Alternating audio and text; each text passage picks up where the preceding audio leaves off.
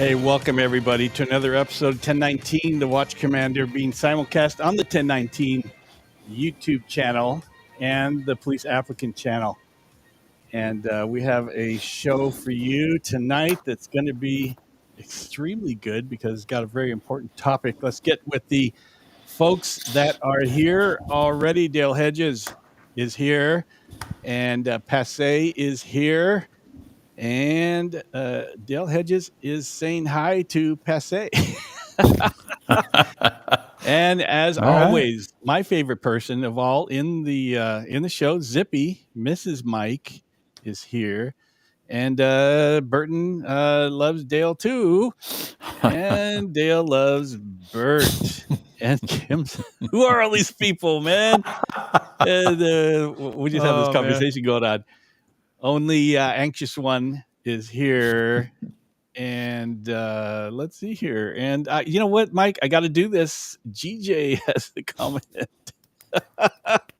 He's got his comment deleted. We have a lot of people. And Burton is saying hi to Nick. Burton, what's up, Burton? That's pretty cool. That's awesome. But we want to introduce our special guest tonight, Nick Wilson of the Resiliency Project. And Nick brought to our attention. So we had this issue. We were talking about Trevor Kirk's situation, and we thought it was important to bring it to everybody's attention again, because Nick wrote a letter to the President of the United States and bringing this to everybody's attention again. Sheriff's deputy facing federal charge over violent incident outside the Lancaster Winco. So what we're going to talk about tonight is what's happening with the case, Nick's letter, how the Biden DOJ just ran rampant with these civil rights cases, and how Luna threw this deputy under the bus and kissed off the case to the feds, who went and ran with it. So, Mike, I'm going to let you go ahead and take it from here. Yeah, Ken. I'm echoing again. I don't hear you echoing. I'm going to talk and echo into my face. Yeah, Hold on. Hold on. Let me see. Yeah, I've got the right thing set. You're good now, Mike. Okay. Yeah, what I wanted to do is I wanted to first talk about, you said Luna, the thing with the feds. I have it on pretty good authority that, remember when this case started, I believe it was George Gascon who declined to file any kind of state charges, saying there was not enough to charge. And Luna, unhappy with that, actually snuck over to the FBI and asked them to look into the case for him as a favor. What the snake did then was he went to Lancaster Station and he told the troops in a group meeting that, hey, I don't know what happened. In the middle of the night, the feds just swooped in and took this case. I don't know what the heck's going on. If in fact that's true, he is a lion, rat, bastard, POS. He stood there and lied bald-faced to these employees, and I have on good authority from a couple of folks that are well aware of the situation, that he was the one that wasn't happy with the outcome. In fact, before Nick gets going, I wanted to read a quick text that I got from a really well-placed source in this case that says, terrible case for the government. The case is a product of Luna's gutlessness, ignorance, and overreaction to any media attention. The case was readily defensible in the press, but instead chose to piss on his own people. No wonder they're having such a problem recruiting good people. So that tells you where he's coming from. And, I think the only conclusion you can make after we get through with this and some other things we're going to talk about, it's inescapable that the current sheriff of LA County is actually anti-cop. So with that being said, with those pleasantries out of the way, I'd like to just go to Nick, and maybe you can tell us your involvement and how you ended up writing this awesome letter to the President of the United States. Well, it really was because of the tragic circumstances surrounding this case, which is another representative example of the failed leadership of the current sheriff, Robert Luna, who has a history and a pattern of practice of both corruption and really taking the sheriff's department after this winning this election, which I think it's going to be proven that there was so much election interference, but that's my own thing. He's taken this sheriff's department after it was in great standing, and he's driven it into the ground completely and has failed his troops time and again. And you've got a situation, and I want to talk about this. I'll let you guys guide it, but there's certainly some things I want to talk about, both about Sheriff Luna and the sheriff's department. But I saw a situation because of our amazing team of another example of a deputy sheriff, another peace officer in the state of California, who is being maliciously prosecuted. And we don't take cases on as an organization to advocate for deputies unless we believe in the merits of the case, and make sure we have an amazing team who a lot of them are use of force experts and have been through tons of different schooling and are active members of command staff at varying law enforcement agencies. And we vet these cases very thoroughly. And I watched the video myself. So I was telling Ken before the call, I said, like, I sent this to several people on the team and several friends. And I said, what am I missing? The reality is we're not missing anything. It was a reasonable, justifiable use of force after a deputy was called to the Winco market after receiving a call of a 211, a robbery, which is a felony. And the call was never downgraded whatsoever. And the first suspect that was being detained happened without incident, even though it was a little bit squirrely. And the second suspect, the female suspect in this case, who was videotaping Deputy Trevor Kirk, became combative, was not complying with lawful orders, and he used minimal force to effect an arrest. And he could have used a lot of different force options, but he didn't. And so he used minimal force, took her into custody, and that was that. And to hear and watch and see what's happened with this failed sheriff by going to the DOJ, the FBI, who I also want to talk about later, if that's okay with you guys,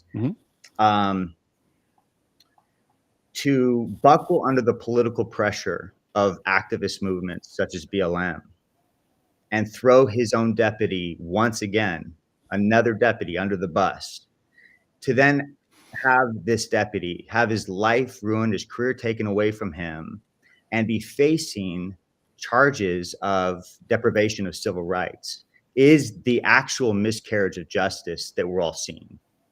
And so, like, we all agreed on the team that we have to do everything we can to fight for our deputies, our cops who are going through these things. And we know that this is only because of the leftover DOJ, FBI from the Biden administration that this is occurring.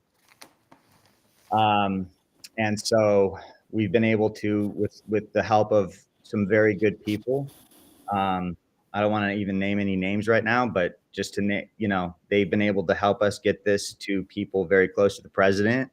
And it's only because of them that hopefully, by the grace of God, there's some sort of intervention, because this cannot happen. This cannot continue. For the sake of law enforcement in this country, this cannot continue. Yeah. So, well, but I'll answer whatever questions you guys throw at me. But I love. Well, hey, what led you to actually write the letter to the president? What gave you hope that he would actually do something?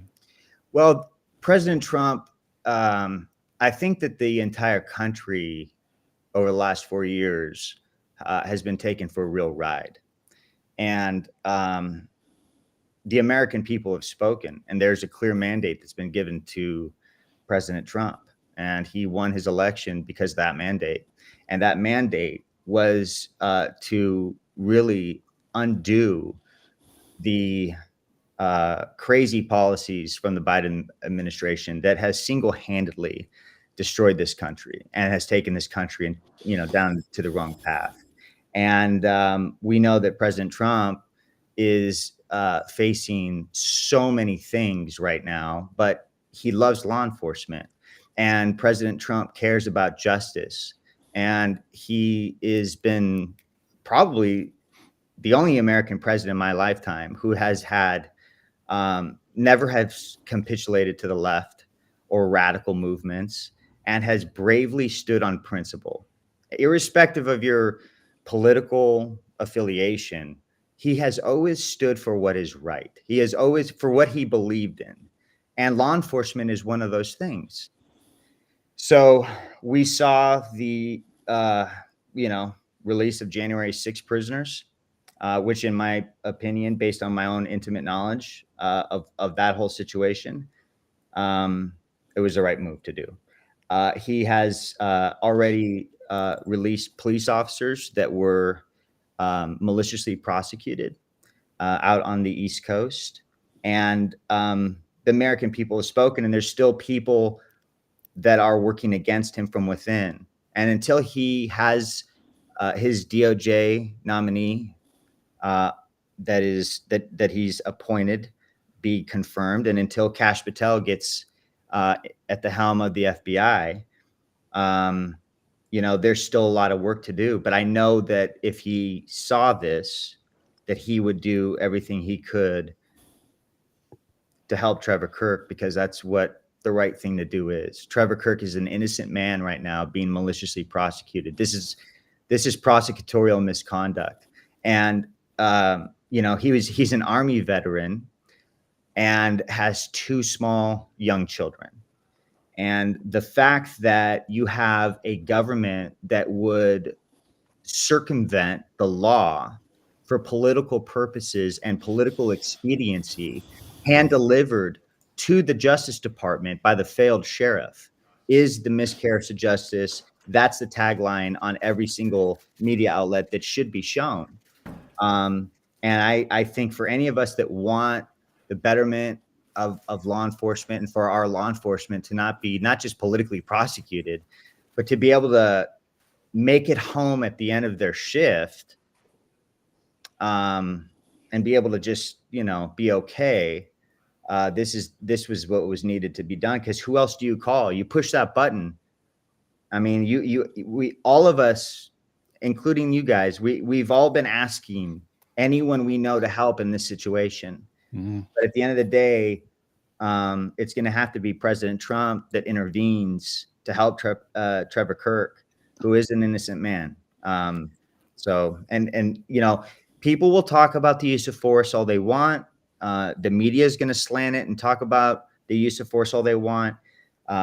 They did that when Sheriff Villanueva, who is in my opinion, the true sheriff of LA County, that's what they did to him. They destroyed him for political expediency, because he wasn't going to toe the line for the Board of Supervisors, which is well established with everything he did when he went in office, when he had a very clear mandate of his own in showing transparency in terms of the corruption with the Board of Supervisors, which stemmed not just from the Board of Supervisors and the LA County political hub of California, but it extended to Sacramento, the Attorney General's office, down to the OIG's office. And when you start to take a step back and look at the big picture, you start to realize that our system right now is so broken and needs so much repair and healing, that it's going to be the executives who have been given that clear mandate to lead, to do the right thing, that's going to get us out of this mess, combined with all of us sticking together and working together. Mm-hmm. Right? Because it's us, all of us working together right now, that have to come rally around Trevor Kirk, who's innocent. I want to interrupt for just a second. We have a very special guest who's watching. Trevor Kirk says, I just want to say hi and thank you for this, everyone. Don't want to take the light away from the conversation, but thank you. God bless you guys. Trevor, thank you for joining us tonight, letting us know you're here. We got your back. And with Nick, here. I think we're going to bring light to this for everybody. Plus, we're going to be showing the throughout the show, we're going to be showing the link to the GoFundMe. Trevor, thank you for being here. And Nick, very quickly, we have somebody who's asking, are you LASD? If we didn't properly introduce you, can you give us who you are and your resume and all that kind of stuff? Yeah. So, and just for perspective, right? So people understand why I'm so passionate about this. And it's not about the resume, but it's more about my experience and looking at this with context. It's, I'm a retired police officer. I medically retired after 13 years. I worked in Orange County. And I was blessed to have a variety of assignments, including I was a SWAT team member. I was a detective. I was a field training officer. So I very much understand use of force, right? And then when I medically retired, I started an organization called the Resiliency Project, which provides peer support to people who are struggling, who are going through things, whether it's their professional life or personal life, in an effort to prevent suicide.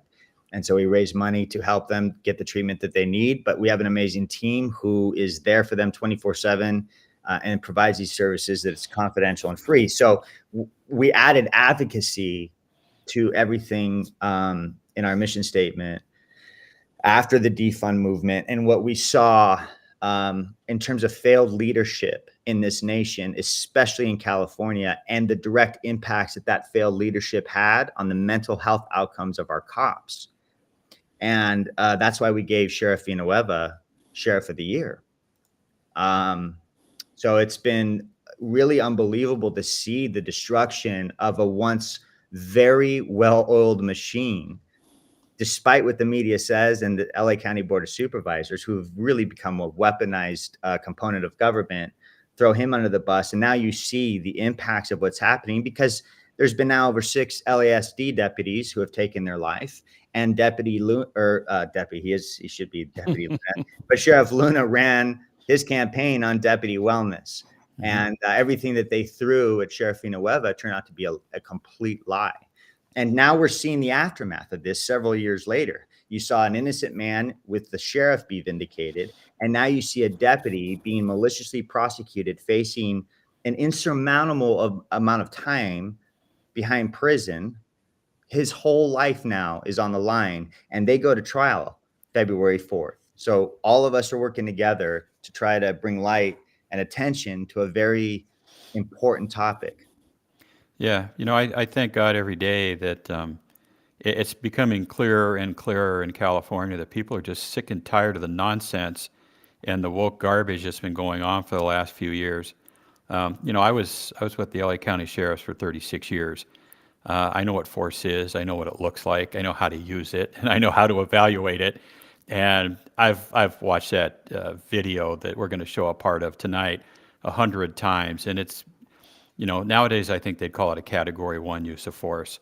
And that's why even your liberal DA at the time, Gascon, declined to file charges because there was nothing there.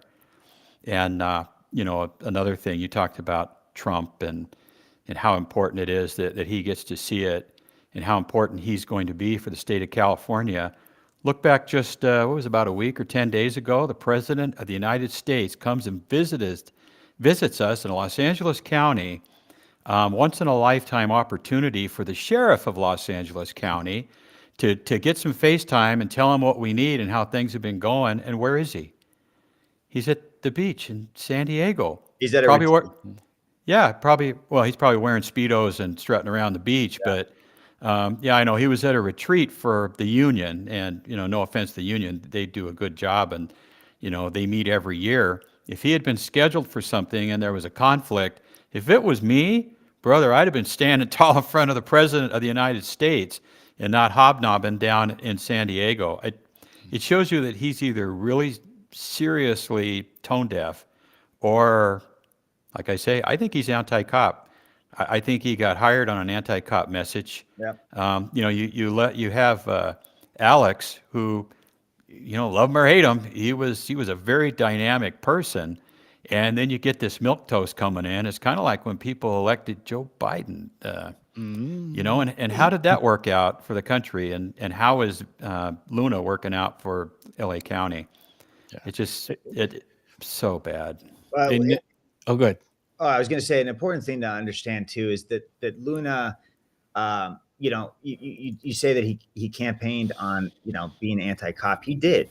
He came in and he literally campaigned, and I confronted him in his campaign about this, and he had nothing to say. He came in and he said that the thin blue line was racist. He came in and he campaigned on the fact that there's a systemic, these are quotes, systemic racism in law enforcement, that people were going to be held accountable, that deputy gangs existed at the sheriff's department, and that the kingpin was Sheriff Villanueva, who's been exonerated of all these false claims. The point is that this has a huge impact, not just on the morale of the department, but hiring, recruitment, retention. No one wants to work there. People are lateraling out. You can't hire anybody.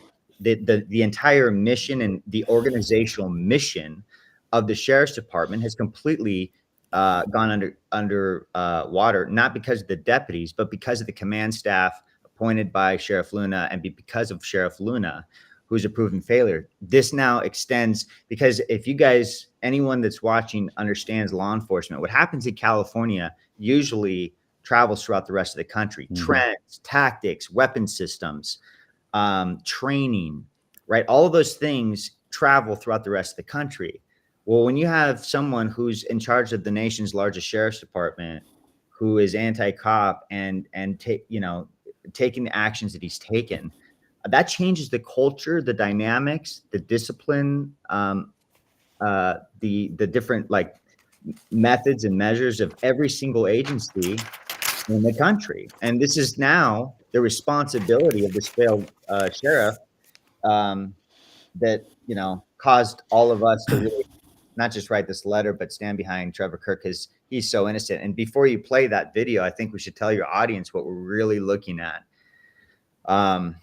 So my heart breaks for him, and I think have to really pray and hopefully work together to bring as much attention and spotlight to this as possible, so that President Trump can get his corrupt, because they are corrupt. The FBI right now, I'm not talking about every single field agent, right? But the leadership, until his nominee is confirmed for the FBI, and until his DOJ nominee is confirmed by the Senate, they can't be trusted, as evidenced by the continuation of the prosecution, which is illegitimate, of Deputy Trevor Kirk.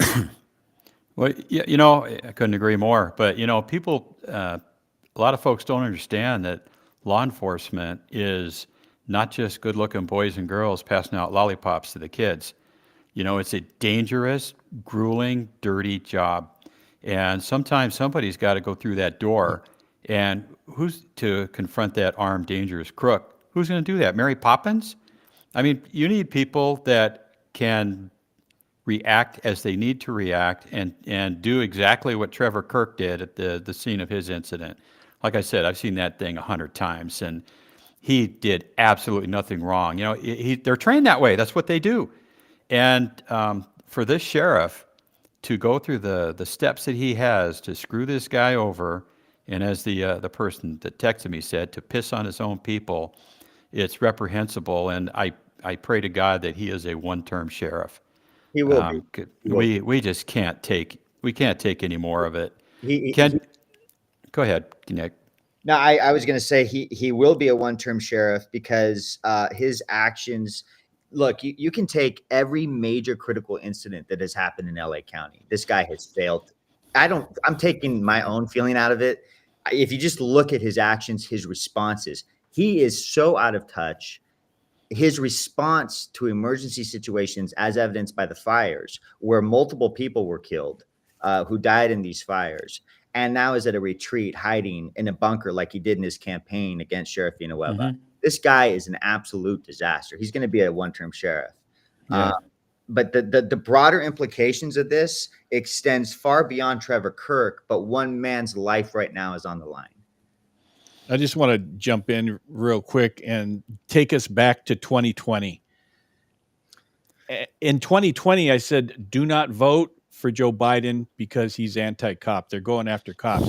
And then in 2021, he appoints to the assistant DOJ director or whatever she was, Kristen Clark, to the civil rights section of the DOJ. Her resume is anti-cop.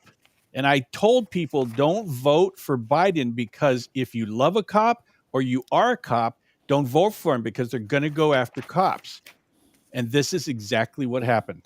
Yeah, and people tend to forget that Luna, what does he do? One of the first things he comes out and it says his BFF is George Gascon, and George is his lifelong professional mentor. And he never said or did anything contrary to what Gascon wanted in these last 3 years he's been in office. Nick, I know you want to say something. Go for it. I was just going to say there's other cops currently being maliciously prosecuted. There's 2 Torrance police officers that are being maliciously prosecuted. Gascon is responsible for that, and that's Luna's BFF. But Luna also has people who are anti-law enforcement on his staff. He brought those people in because the whole goal, and for people who don't know, I'll just say it.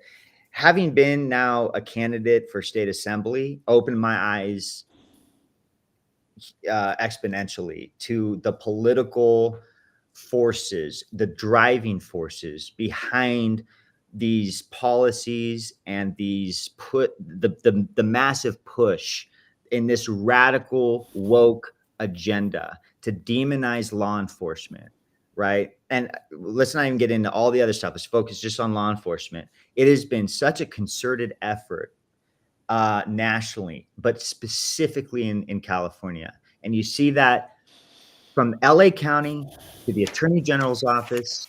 And we're all seeing it. So one-term sheriff for sure, but this use of force is extremely important to review because he was within not just department policy, case law, and what any reasonable law enforcement officer would do in a similar circumstance.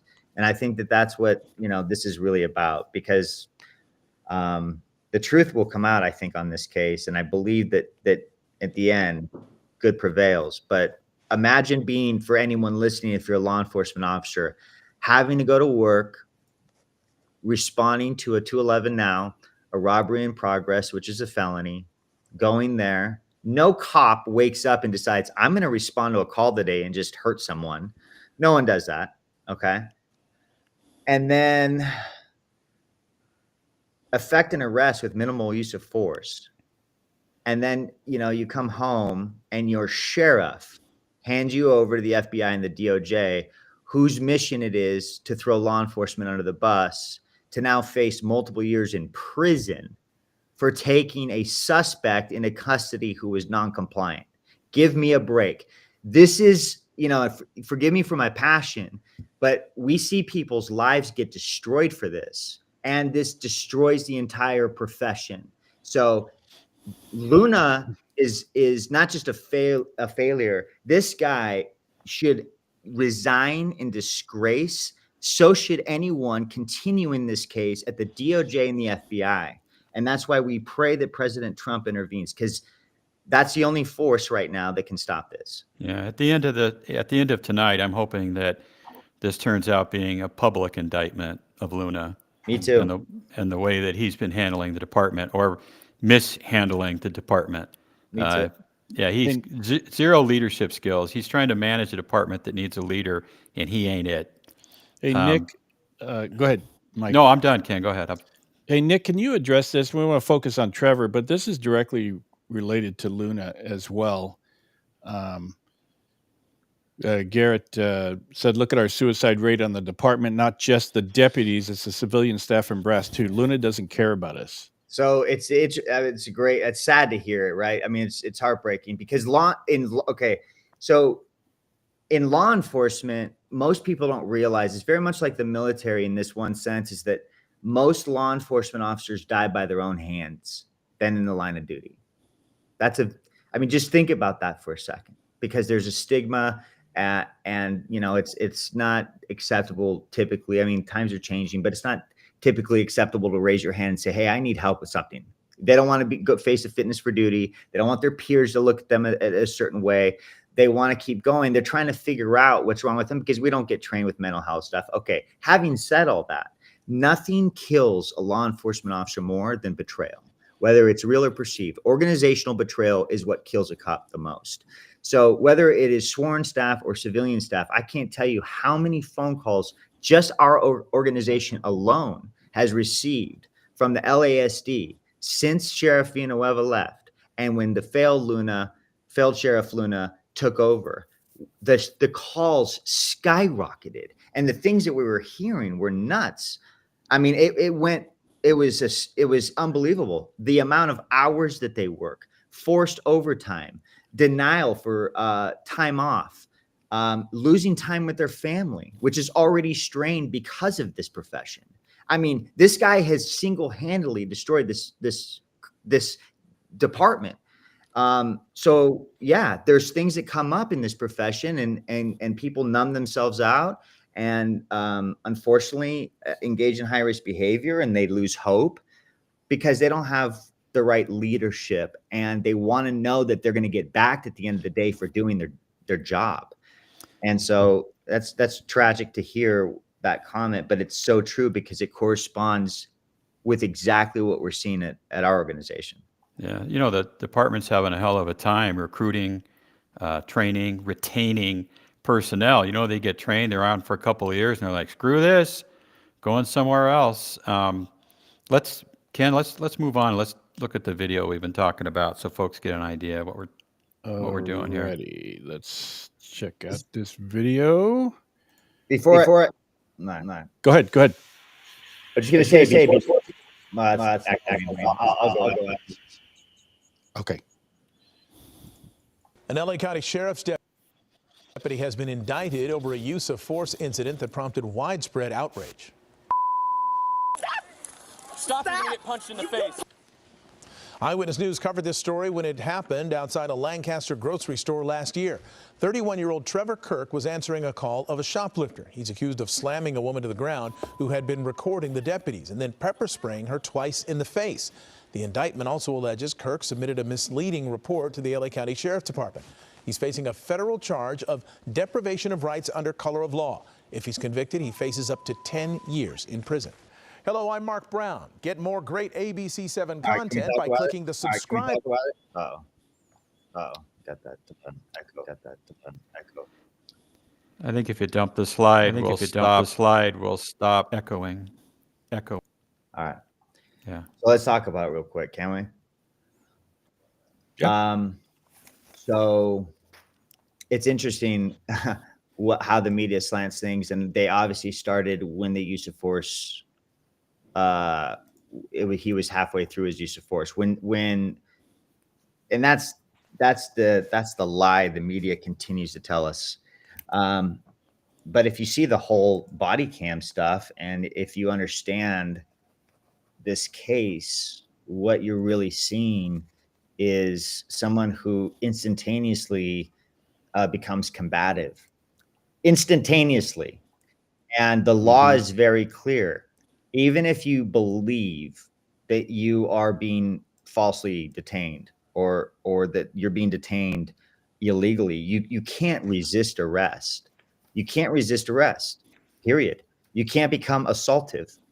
Even if you think that you are right, the only time you can do that is during a time of excessive force, right? And the law is still very clear with that. So in this case, if you break it down frame by frame, where you have a uniformed law enforcement officer who is already shown by his presence there and walking towards a robbery suspect who he knows and believes is the suspect that he is trying to detain, who becomes assaultive, he can use minimal force to effect an arrest under 148 of the Penal Code, resisting arrest. And he has statutory authority to do that. He's in a place where he has a lawful right to be. And the way that they framed this whole thing is such it's a miscarriage of justice. Then you hear the media talking about what the DOJ is implicating or talking about regarding his report. Case law also spells this out. The three of us here right now in this call, in this interview, We could all be confronted by a violent suspect. We all know this. We all come from different backgrounds with different training, different agencies. But if the three of us are in an alley and we get confronted by an armed suspect and the three of us are forced to engage in a deadly force incident, I might shoot 2 times. Ken, you might shoot 4 times. Mike, you might shoot 5 times. And we might not remember. I might have thought that I shot 3 times because of stress, because of a lot of different factors. We might all perceive little things here and there differently. And then remembering and recalling every single thing. There's so much case law that covers this. It's insane to me. Because we're being told lies. And anyone that understands the law knows that this was another lie. Why? To hang another cop for the radical BLM woke movement that has destroyed this country, which is why President Trump came in with such a clear victory and mandate by the American people. Our cops are sick of it. And it's just so unfortunate that we see that. And every time I see that video, it's upsetting to me because they don't show the truth. They don't tell the entire scope of what actually happened. And this is such a stain on the media and on Luna, but more so for the people who have had ample time to assess this case, meaning the DOJ and the FBI. I mean, absolutely disgusting. We know that the FBI doesn't go 10-8 in a marked police car, in a marked, in full police uniform, and they don't get confronted every day by suspects, and they don't understand, they go to school and they might review cases, but anyone who's worked with the FBI, whether it be on a patrol stop, on a traffic stop, or a search warrant, knows that the FBI has no clue how to do this job. So this is politics intentionally designed to destroy Trevor Kirk and anyone in law enforcement. This is a message to law enforcement. And this is why, at a higher level, this needs to be resolved. And you know what? I was talking to Nick earlier, and I was telling him, you look at that video, every single cop has taken somebody into custody who's resisted, and police officers have a right to overcome that resistance with just enough force to do so. There wasn't anything in the video. Reasonable force. And tell me on that video where if a suspect's resisting, where Trevor did anything wrong, he wasn't beating on the lady or anything. He was just merely doing what it took to take her into custody to overcome the resistance. Every single cop would be indicted under that similar situation. And using color under the color of authority, bunch of crap. Well, that's the thing. So you look at that case, right? I mean, for anyone not in law enforcement, I mean, we're not going to be able to break it down here, but there's so many factors that you go through in a use of force incident. At what point? So like, what's reasonable force, right? And understanding case law, just at the very basic rudimental level, anyone who is actively resisting, they take a swing, they take a bladed stance perceived by the law enforcement officer. They're stepping away. They're like, no, I'm not going. Well, if you're the officer who is called to the scene of a felony, a robbery in progress, you're going to detain that person. And when you go hands-on and they're pulling away, you think Trevor Kirk wanted to throw her on the ground? Trevor Kirk didn't want to throw her on the ground. What else was he going to do?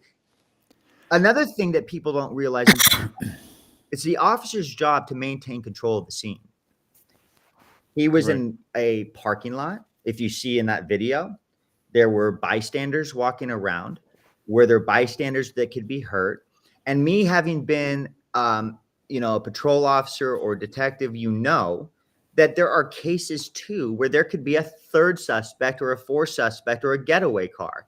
There are so many factors that go into just what they saw in that short 30-second clip that they are now judging the rest of this guy's life on. It's a sham. Mm-hmm. It's just a sham.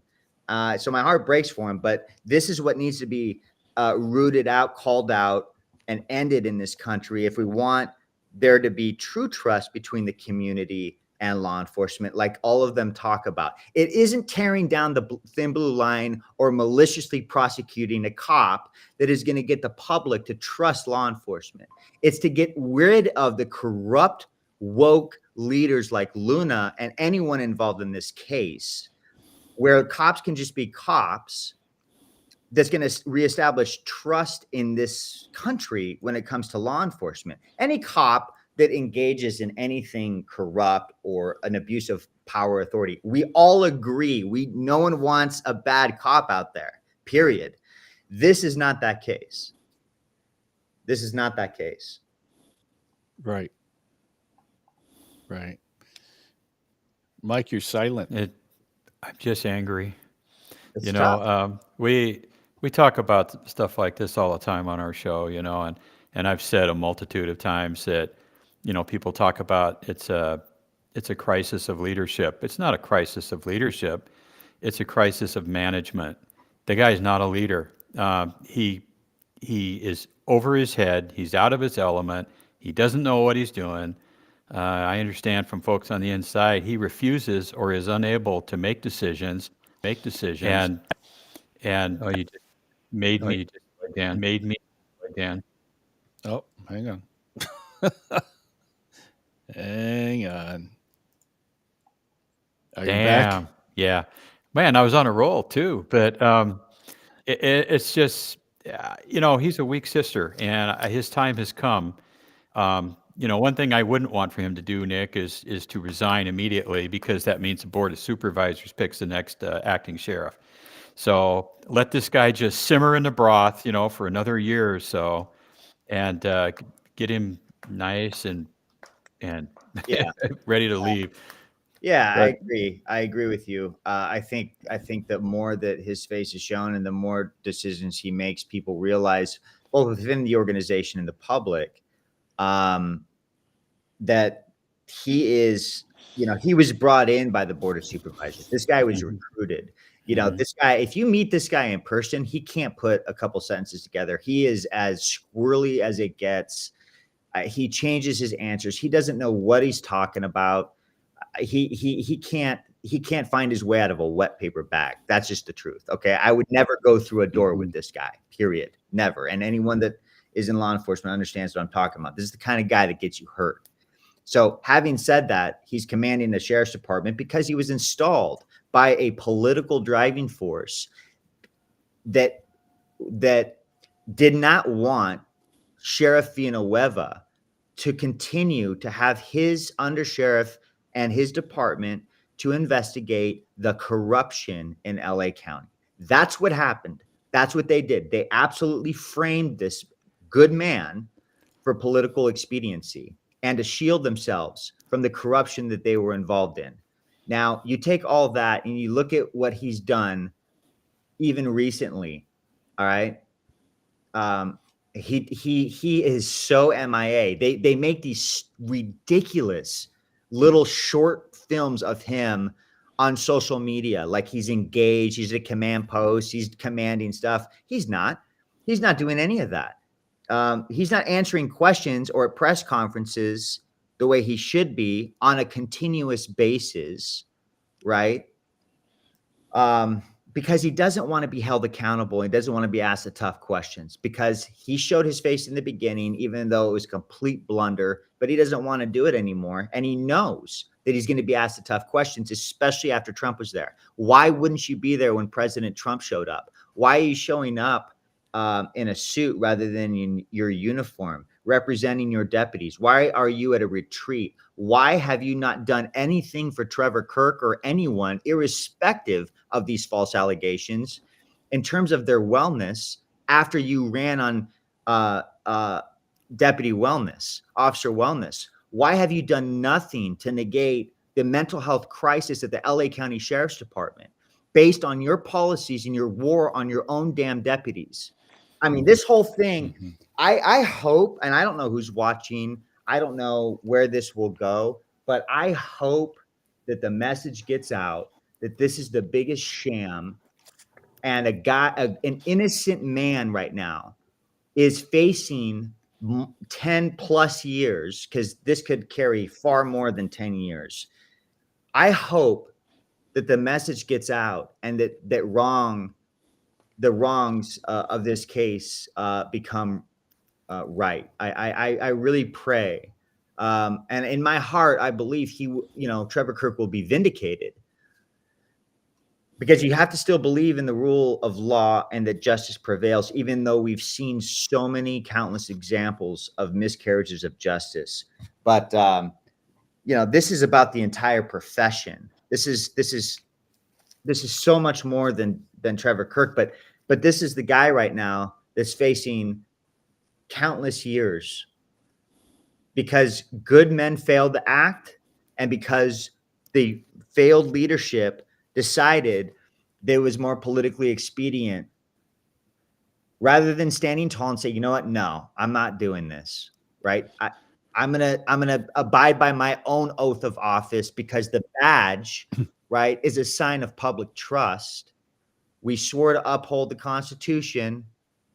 We risk our lives every day as law enforcement officers to do the right thing to protect innocent people, right? But this guy, because of politics, is destroying an innocent man. Anyone that breaks down this case, any use of force expert that breaks down this case, I don't care who the U.S. attorney brings on as their use of force expert. It doesn't matter to me. They're hired guns.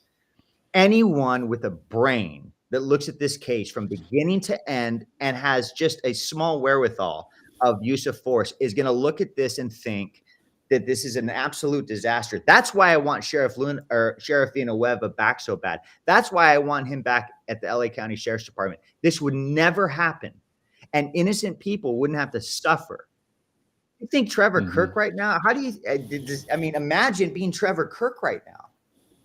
Imagine being Trevor Kirk right now. He's got 2 beautiful young children at home. He's got a wife at home. Imagine what he's going through every day, not knowing the fate of his future. If he's going to see his kids when they graduate high school. This is disgusting. And every cop should be angry, righteously angry about this. They should be calling their unions. They should be calling every single union. They should be calling the press on their own time. They should be doing everything they can within their power to speak up and say enough. Yeah. Well, I think the voters of California spoke up with Prop 36, right? Sure did. That was something you never thought would have happened. The voters showed up when they jettisoned George Gascon out of office, right? Yeah. Mm-hmm. And I think every county around LA voted red this last time around, right? It's I think that Luna is circling the drain, and I hope and pray that the people in LA County figure that out. I think they are figuring it out. One thing, Ken just popped up a thing real quick. It was the 5 priorities of Luna when he was running for sheriff. I don't know if you saw that, but let me tell you what his priorities were, and let's judge him and let's see how he does. His first one was restoring public trust in the sheriff. Do you think he's done that? No, made it worse. Yep. Absolutely. His second one is reforming the department. Mm-hmm. If by reform he means tearing it down and turning it into a laughingstock. I remember when LA County Sheriff's Department was the best trained, best equipped, best educated, most professional law enforcement agency in the country. I'd sure like to go back to that because this guy ain't doing it. Third one, reducing violent crime. Only increased under his. You know what? I guess we're imagining the follow-home robberies and the streets that look like a scene from The Walking Dead with all these zombified drug addicts and mentally ill staggering around the streets. The store takeovers where they go in like locusts and strip the walls clear. The street takeovers. The just incredible nonsensical violence that we've seen. Yeah, good job there, Sheriff. Mm-hmm. Great job. The next one is addressing homelessness. He addressed it all right. We got more now than we've ever had. Exactly. Right? Okay, that's 4 out of 4 failure. Let's look at the last one. Improve deputy and employee wellness. Yeah, he destroyed that. I think that we officially have more suicides on our department than any other agency in the country. Good job, Luna. way to take a handle on it. But 0 for 5 failures out of all 5 of his priorities. The low information voters, someone mentioned that on one of their, the notes there they sent. That's the one that concerns me, is the low information folks. They'll see sheriff, incumbent. Oh yeah, that's the guy, and it's going to have to be a hell of a public relations effort by whoever runs out there this next time to make those low information voters more informed, because that's what's going to kill it. If he wins, it's going to be because of people who just don't know. You know what? It's such good points. And if anyone watches him closely, this guy is such a fool. He speaks in circles. He makes no sense. This is what he says. Okay. We're going to take a holistic approach to address this. We're going to work with internal and external stakeholders to address that. We're going to have transparency because the sheriff's department's responsibility. It's all just a crock. Right? Luna, is that you?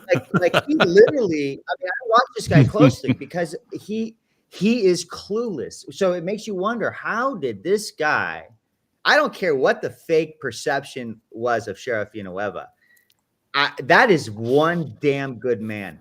I will tell you that Luna is a fumbling clown that doesn't deserve to wear the badge, much less be the elected sheriff of the largest agency in the country when it comes to sheriff's departments. This guy is going to go down as the worst sheriff that this county ever had, because not because he was, I don't care of other sheriffs that went to prison. This guy willingly for political expediency decided that he was going to destroy his own people and hand them over to be prosecuted federally. Mm-hmm. And put them in prison for 10 plus years so that he can remain sheriff, because he is so controlled as a puppet. I mean, if anyone understands, the scope of this is insane. The fact that we're even talking about this is so insane to me. I mean, as if we don't have enough issues in this profession, we have to talk about something as ridiculous as this puppet. And how about April Tardy? I don't know why she just came into my mind. They're going on about the deputy tattoos. She's got a deputy tattoo. How about the fake OIG? How about the fact that every single component to Sheriff Luna's administration is somehow has their hands dirty and being shielded by the OIG, the Attorney General, this failed governor, who 93% of Americans don't want to be president and want him to resign as well. I mean, we're watching corruption, and everyone who's watching needs to stand up tall right now. I mean, I know I'm coming off pretty passionate and pretty heated, but it's with just cause, because enough's enough. We need leadership at the LA County Sheriff's Department. It's and Sheriff Villanueva, he's a vindicated man. We need him back, and we need the sheriff's department to be functioning again for the sake of not just the deputies who risk their lives every day, but to maintain order in one of the most, dangerous counties that there is in this nation. We need that again. The people deserve that. They deserve that. And so does Trevor Kirk. Trevor Kirk deserves leadership. He needs people to be calling this out. Yeah, well, this sheriff has bent the knee in so many different directions. I'm surprised his pants aren't torn around there. But, sheriff, man, you know what? You're the sheriff. You do not bend the knee. All you do is, it's your job to enforce the frickin' law, right? And you make sure your people have the equipment, the training, the education, the support that they need to do their frickin' job. All this other bullshit that's been going on with this guy is just... It's almost like we've lost our minds for a while, and I am hopeful. In fact, I think that we're coming around, and I have some positive signs. Like Donald Trump is president again. Yes, sir. Thank you very much. Right, George Gascon gone. Thank you very much. Prop 36. Thank you very much. Maybe we've been taking our meds and we're not as crazy as we were a couple of years ago. I'm hoping that the trend continues.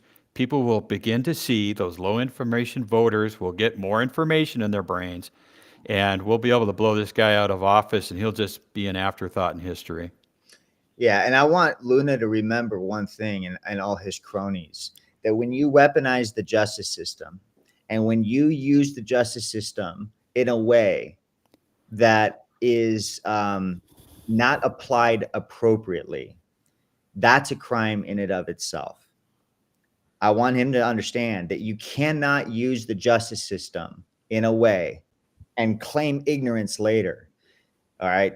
I can't use the law and take certain parts of the penal code and then do a lot of fluff over here to make a false arrest. You cannot do that. And when, what do you want to make a bet that emails and phone records and any other evidentiary pieces of technology used as means to communicate between command staff, Luna, and other people, maybe at the DOJ or FBI, are completely destroyed after this, so it never comes to light? What do you want to make a bet that no public records request ever submitted ever comes to light? I guarantee you, because this is so disgusting. This is exactly what the American people wanted to end in this country. Trevor Kirk, when you break that use of force down, it is very clear. He responds to a robbery in progress. All right. Very simple. There's a combative suspect that he approaches, that he attempts to detain, who resists arrest and becomes actively resistant. Okay. And then he uses minimal force. There are other parts in the country where they would have used excessive force. They could have punched that lady in the face and broke her face in, right? He didn't do that. He could have tased her. He could have hit her with a stick. He could have tried to justify that. No, he tried to use minimal force. He used OC spray because she wasn't going with the program. She was not. And other people were walking around in an uncontrolled environment. And then he took her into custody. That's all that happened. This guy's facing 10 plus years. It's a crock. Yep. Here's a interesting question that's floating around the country. Is Melanie has a question. I'll throw this to you guys. Should the sheriff enforce an unconstitutional law? You can't. No, you can't. You have to be a sheriff. That your job. Here's a very, and I'll send this to you, Ken. You can, send this out later. But the sheriff is the most important position that there is at local government, because the sheriff is what stands and protects the Constitution from the federal government and from anything else outside the county. So, yeah, that's just segueing off that. That's why it was such a joke that the board, recruited this dude, and all 5 of them supported him to get him in there. They're still supporting him. And it's like, the second you politicize law enforcement, you are going down a path you don't want to go down. You become subject to the will of the politics. And that's why they created that law, where if the sheriff gives him a hard time, the board can kick him out. Good luck with that. Good luck trying to enforce that federally. I think it's unconstitutional, right? He's an elected official just like they are. Yeah. How about when everyone talks about transparency, and this is what was so crazy to me in the campaign between Luna and Villanueva. He's like, we're going to bring transparency. Everyone talks about transparency. Well, it was actually Sheriff Alex Villanueva who brought transparency by uploading all of his letters to the OIG, to the Board of Supervisors, to the AG, to the FBI, onto the LASD.org website, and total transparency, showing the entire public the true corruption in LA County. And what happens? Luna comes in and takes all of that off. How about Diana Tran? How about, no one wants to talk about Diana Tran. How about Mark Huntsman? How about Rob Bonta? What happened to Sheila Kuehl? What happened to that case? What happened to all of the cases that should have been prosecuted really by the FBI, as evidenced by Sheriff Villanueva reaching out to the FBI and them just, nothing happening. The Attorney General, MIA, right? And letting the statute of limitations expire for public corruption cases. No one wants to talk about that. But the reality is you want to talk about a constitutional sheriff, Sheriff Villanueva, he's the one that actually stood and made sure that no one would be terminated over the vaccines.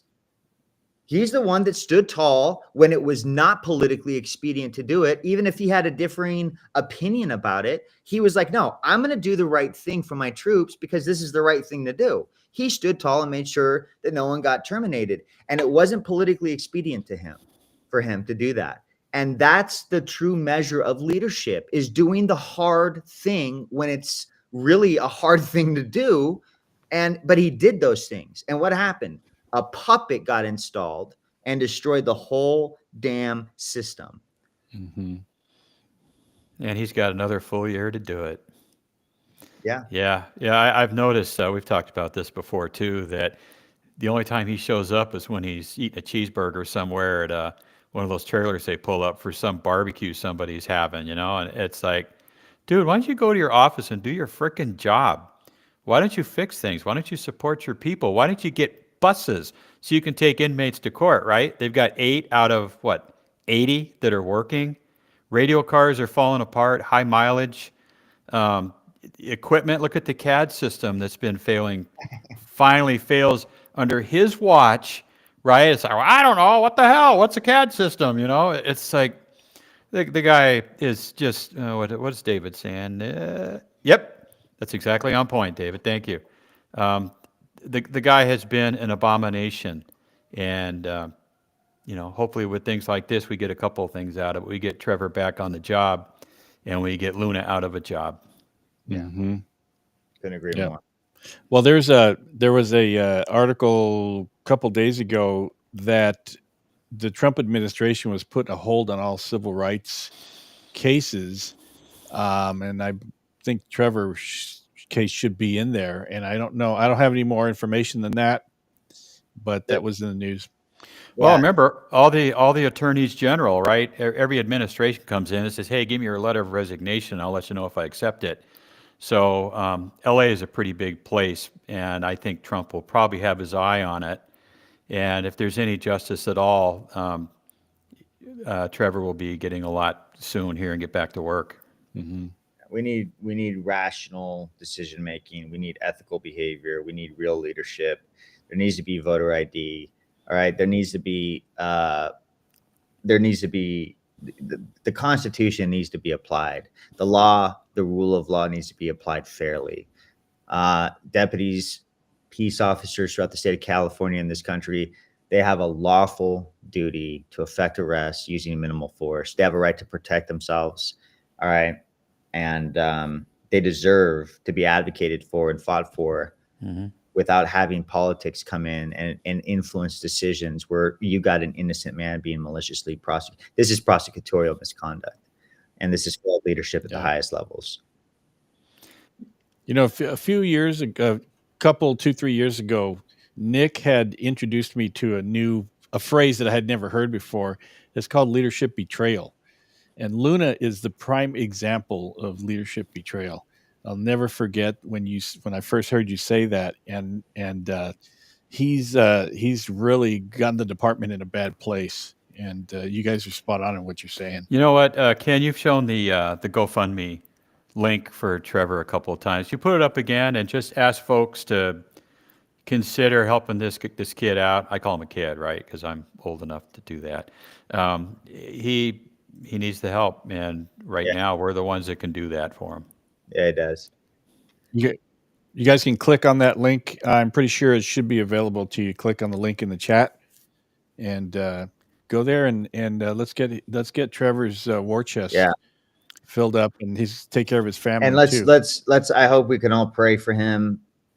Pray for Trevor Kirk, for his family. He's got an amazing attorney, Tommy Yu. Let's pray for him that he's I know he's prepared for the case, but that he gets the support that he needs. And let's just hope that the judge, the jurors truly see this. And let's pray that President Trump hears all of our voices collectively, and maybe he intervenes before this ever goes to trial and ends this madness.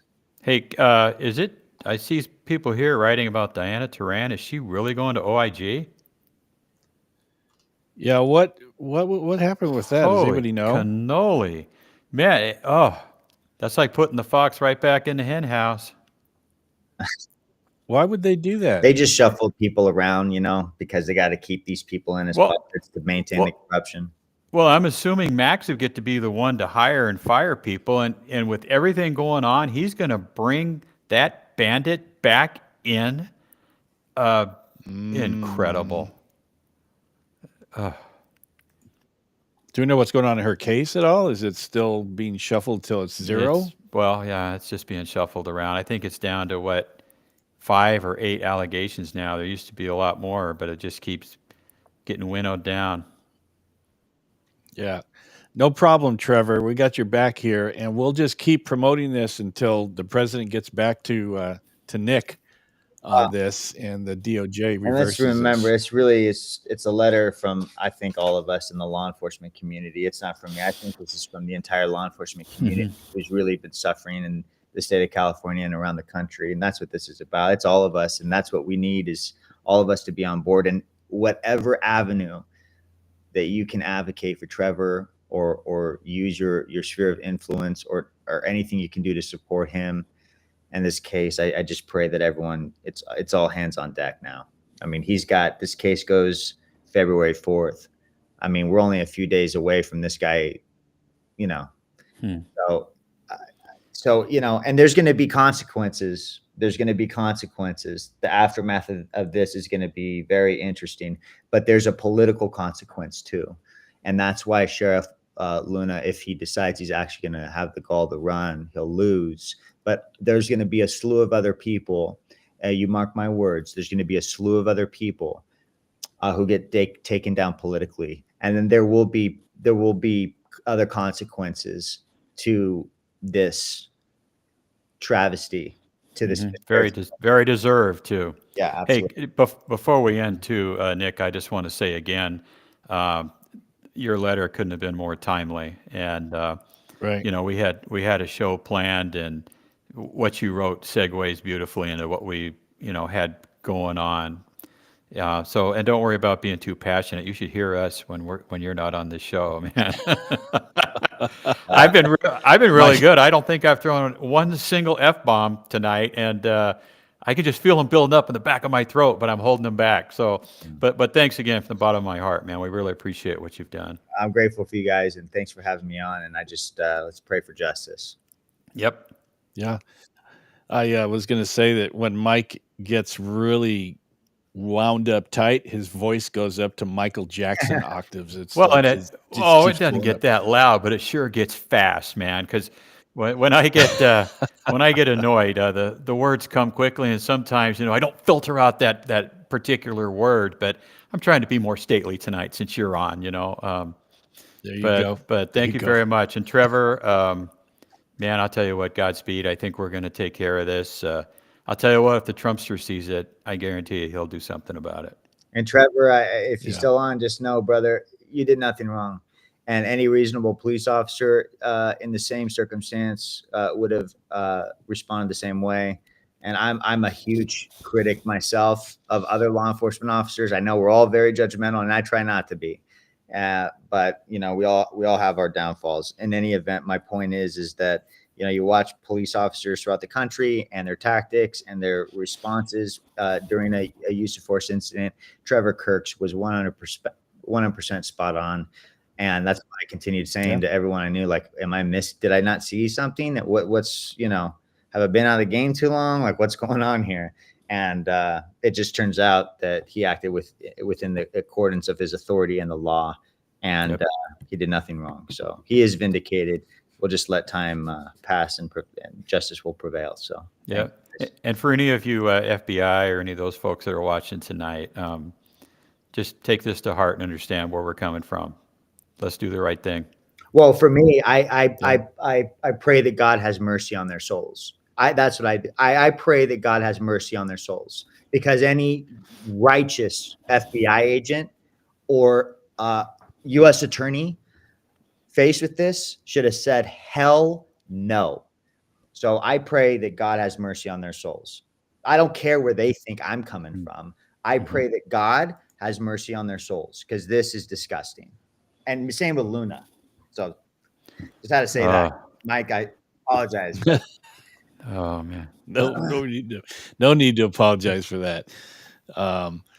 Yeah, Trevor, we'll be praying for you. Nick, you sent the letter out. How can do we go to the Resiliency Project on Instagram, and you'll be posting things on there, or how can they follow up? Absolutely. And if anyone's watching and they feel it, like, in their heart to support, just repost it. Send it to everyone you know. Send it to the media. Send it to, tag Trump. Send it to Trump. Just anything you can do. Email the White House. I mean, there's no lack of opportunities to be creative. And I think, like I said, this is a letter from all of us. So let's just do what we can to get the message out. The more that we amplify each other's voices, the greater the opportunity is that it'll actually get to the right people who can actually do something about this miscarriage of justice. Amen, brother. So good. Mike, sir, do you have anything else? No, I think this was spot on point, timely, meaningful. One of the best shows I think we've done, because it was the most meaningful show we've ever done. We actually got serious for once, and it's good. Very much so. Nick, I cannot thank you enough, man. I when I saw that letter, I said, we got to repost this. But that letter, go to Instagram, guys, read Nick's letter on the Resiliency Project, or if you follow me on mine, that letter is amazing. And I can't wait for the response from the president on this case. So with that, Mike, you have any final words? No, sir. Just amen and thank you. God bless you guys. Yeah. God bless you, Nick. And thank you, everybody, for being here tonight. And we will be back next week. Good.